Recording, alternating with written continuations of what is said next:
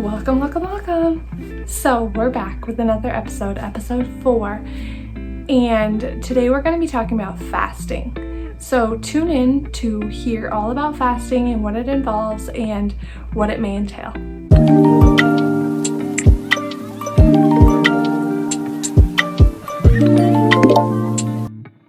So right now I'm currently enduring a 3-day water fast and it's almost over. So I just want to share some things that I've learned and some tips and different things about fasting that it's so important to know. So first things first, throughout this fast I've definitely learned that it's important to be consistent and that we must be consistent with the Father who's consistent with us. We're often asking God for things, but are we putting in the work to get those things? Are we just saying, God, I prayed one time, can you help me out?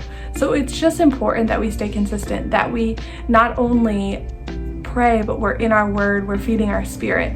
So if you don't know what fasting is where you consecrate yourself and before God and you deny your flesh. So this means your body, like you're denying yourself food or television maybe, or hobbies, or your phone. You can fast from different things. There's different types of fast, but ultimately you're denying your flesh in order to feed your spirit, which is your soul, what will go up to heaven with Jesus. So it's just very important that we do this because God calls us to fast. And I have some scriptures for you. So in Matthew 4 verses 3 and 4, we see that God is in the wilderness for 40 days fasting. And it says, "And when the tempter came to him, he said, 'If thou be the Son of God, command that these stones be made bread.' But he answered and said, 'It is written, man shall not live by bread alone, but by every word that proceedeth out of the mouth of God.'" So right there we see that God is calling us to fast, that we should not live by bread alone. So bread is what you're eating, the fleshly food, but the spirit, eating of the spirit is by eating your word, by reading your word, by devotioning with God, by communing with God, by praying, by alleviating the distractions.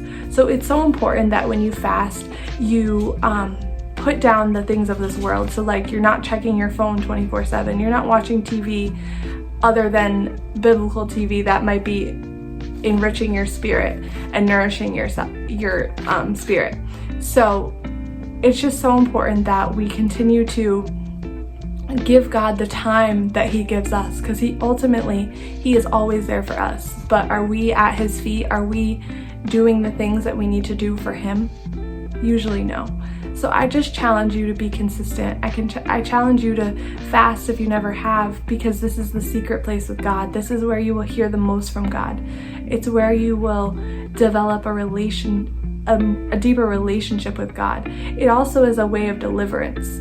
So I have another scripture for that. In Matthew 17, verses 19 through 20, it says, "Then came the disciples to Jesus apart and said, 'Why could not we cast him out?' And Jesus said unto them, 'Because of your unbelief.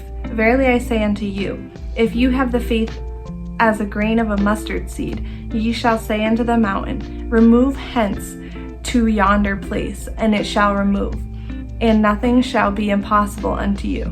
Howbeit, this kind go out by prayer and fasting.'" So right here we see the disciples coming to Jesus and asking him, "Why can't we deliver this demon out of this person?"